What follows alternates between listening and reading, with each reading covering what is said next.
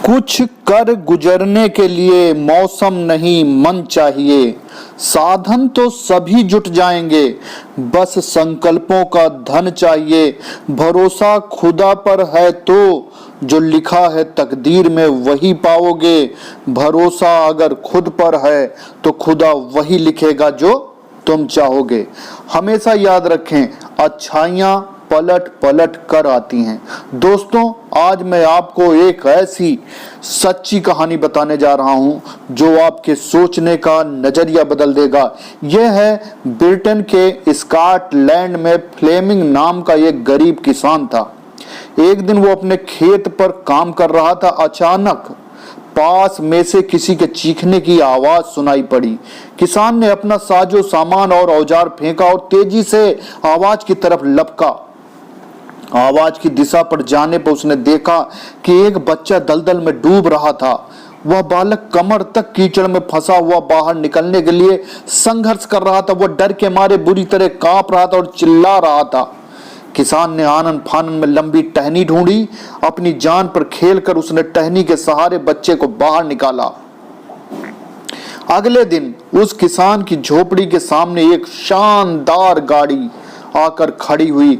उसमें से कीमती वस्त्र पहने हुए एक सज्जन उतरे। उन्होंने किसान को अपना परिचय देते हुए कहा, मैं उस बालक का पिता हूं और मेरा नाम रॉडोल्फ चर्चिल है। फिर उस अमीर रॉडोल्फ चर्चिल ने कहा कि वह उस एहसान का बदला चुकाने आए हैं।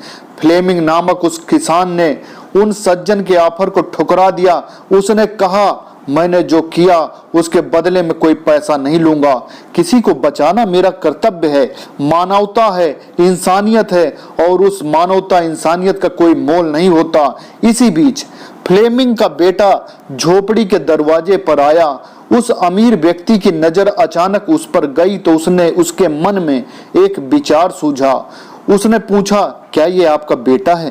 किसान ने बड़े गर्व से कहा, हाँ। उस व्यक्ति ने अब नए सिरे से बात शुरू करी और कहा कि यदि आप ठीक समझें, अगर आपको मेरी कीमत मंजूर नहीं है तो ऐसा करते हैं कि आपके बेटे की एजुकेशन का भार मैं अपने ऊपर लेता हूं।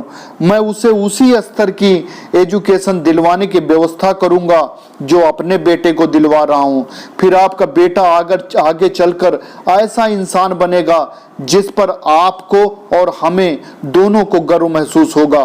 किसान ने सोचा कि मैं तो अपने पुत्र की हाई एजुकेशन नहीं दिला पाऊंगा और ना ही सारी सुविधाएं जुटा पाऊंगा जिससे कि यह बड़ा आदमी बन सके। अतः उसने उनके प्रपोजल को एक्सेप्ट कर लिया, उनका प्रस्ताव मान लिया। बच्चे के भविष्य की खातिर फ्लेमिंग तैयार हो गए। अब फ्लेमिंग के बेटे को सर्वश्रेष्ठ स्कूल में पढ़ने का मौका मिला।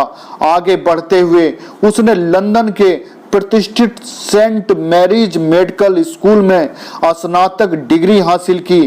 फिर किसान का यही बेटा पूरी दुनिया में पेंसिलिन का आविष्कारक महान वैज्ञानिक सर अलेक्जेंडर फ्लेमिंग के नाम से विख्यात हुआ। ये कहानी यहीं खत्म नहीं होती।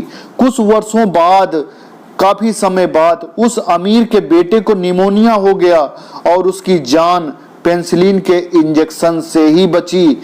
उस अमीर रॉडोल्फ चर्चिल के बेटे का नाम था विंस्टन चर्चिल, जो 2 बार ब्रिटेन के प्रधानमंत्री रहे। है ना आश्चर्यजनक संजोग? इसीलिए कहते हैं कि व्यक्ति को हमेशा अच्छे काम करते रहना चाहिए, क्योंकि आपका किया हुआ काम आखिरकार लौटकर आपके पास ही आता है। यानी अच्छाई पलट पलट कर आती रहती है। यकीन मानिए, मानवता की दिशा में उठाया गया प्रत्येक कदम आपकी स्वयं की चिंताओं को कम करने में मील का पत्थर साबित होगा। कुएं में उतरने के बाद बाल्टी झुकती है, लेकिन झुकने के बाद भरकर ही बाहर निकलती है। जीवन भी कुछ ऐसा ही है। जो झुकता है वो अवश्य कुछ न कुछ लेकर ही उठता है। इसलिए सदैव झुकते रहें, लोगों का कल्याण मन से, वचन से, कर्म से करते रहें।